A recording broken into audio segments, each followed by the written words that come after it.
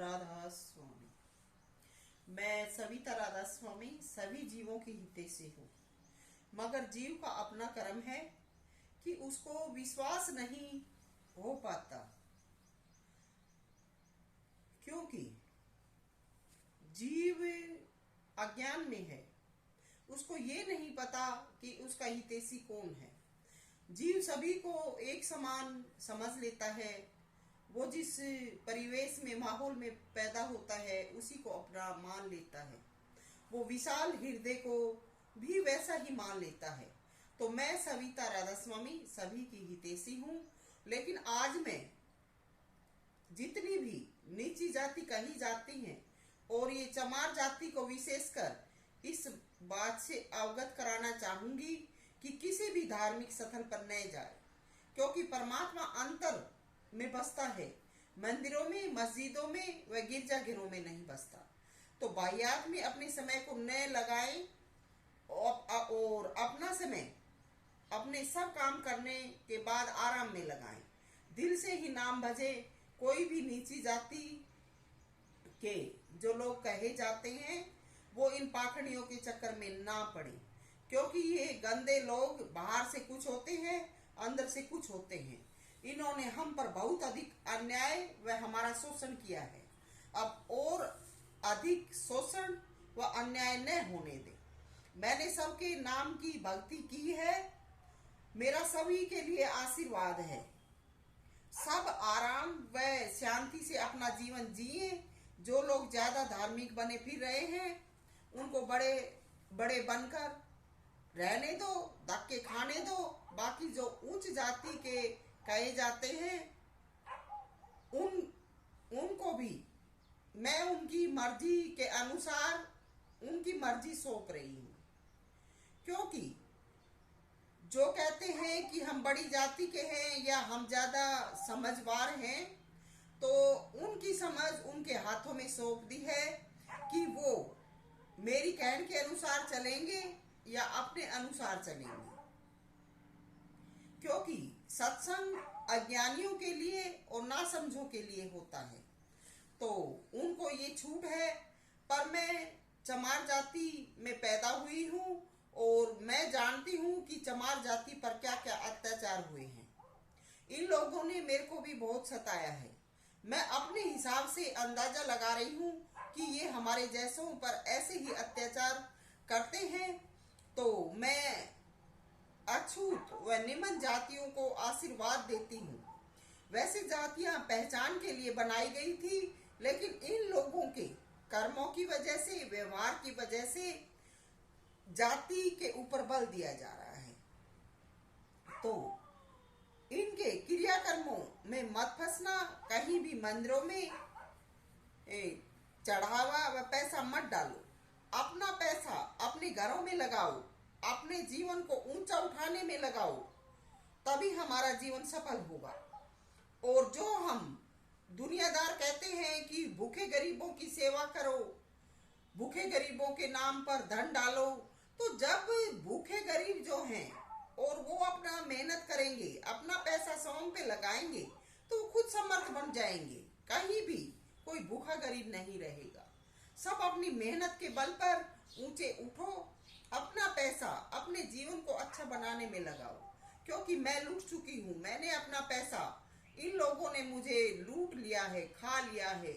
मैंने इनके उपदेशों पर अपना पैसा लगाया था, लेकिन इन्होंने मुझे ऐसा वक्त दिखाया कि आज मैं सभी को ये उपदेश कर रही हूँ कि अपना पैसा बचाओ, अपने जीवन को अच्छा बनाओ। हाँ, तुमसे अगर कोई पैसा उधार लेता है तो उधार दो, लेकिन अपना पैसा उससे वापस लो। ये सलूक धरा पर रखो, हमारा जीवन ऊंचा उठ जाएगा।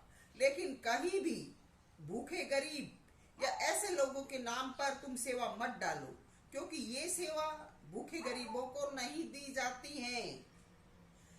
जो भी सेवा इकट्ठी होती है तो इस सेवा को बांटने वाले बनते हैं, और वही बांटने वाले इस पैसे को, इस सेवा को खा जाते हैं। तो कहीं भी धार्मिक स्थल जो बना रखे हैं उनमें मत जाओ। इन्हीं लोगों को वहां रहने दो, लेकिन तुम अपना मत डालो, फिर देखना ये कितने ऊंचे और बड़े हैं। इन्होंने अपने जीवन को ये सेवा इकट्ठी कर करके ऊंचा व अच्छा बना लिया है। और जब हम इनके पास जाते हैं तो ये हमारी कोई कीमत या हमारा महत्व नहीं समझते हैं, क्योंकि इसी पैसे से भंडारे चलते हैं। और जहां पर लोगों को भोजन मिल जाता है, ये समझो कि वहां भगवान मिल गया। तो लोग इसीलिए इनके पीछे हो लेते हैं। और इनका जो गुरुडम है, इनका जो ढोंग है, वो मजहब है, वो बढ़ता ही चला जाता है। और आज धरा पर राधा स्वामी सत्संग इसी प्रकार का एक ढोंग है, और वो इसी प्रकार की सेवा से, इसी प्रकार के पैसे से बढ़ता जा रहा है। ये लोग वहां पर उस पैसे पर अपना कब्जा करके बड़े बने हुए हैं, और उस पैसे को खा खा कर यही अपना हुक्म आदेश वहां चलाते हैं। और लोग भूखे हैं, गरीब हैं, वो इनके पीछे हो लेते हैं। तो मैं सविता ये कहती हूँ कि कहीं भी मंदिर मस्जिदों में जाने की कोई जरूरत नहीं है। अपना मेहनत करके कमा के खाओ, अपनी कमाई को अपना जीवन अच्छा बनाने के लगाओ, क्योंकि हमारे भी दो हाथ हैं और इन गंदों के भी दो हाथ हैं। जब हम मेहनत कर सकते हैं तो ये जो बैठे हैं निठल्ले, ये मेहनत करके क्यों नहीं खाते? कहीं भी किसी भी उसमें सेवा के नाम पर कुछ मत दो, अपना जीवन सफल बनाओ, अपनी मेहनत करके सफल बनाओ। ये सेवा के नाम पर, वे भगवान की भक्ति के नाम पर सेवा मांगते हैं। सब हम लूटते खाते हैं, अपने रिश्तेदारों को खिलाते हैं, उनको ऊंचा बना लेते हैं, और दुनिया में यही सुंदर और अच्छे दिखते हैं, पैसे वाले दिखते हैं। तो हम क्या है इनके आगे? क्यों इनके चक्रों में फंसकर अपना समय व धन बर्बाद कर रहे हो? इनके चक्रों में मत फंसो। और ये अपने जैसे स्वार्थी व मतलबियों को खिलाते हैं। भगवान कभी भी इनकी कोई भेंट नहीं लेता है। भगवान को तो भगवान के नाम पर ये दुनिया को लूट लूट खा रहे हैं।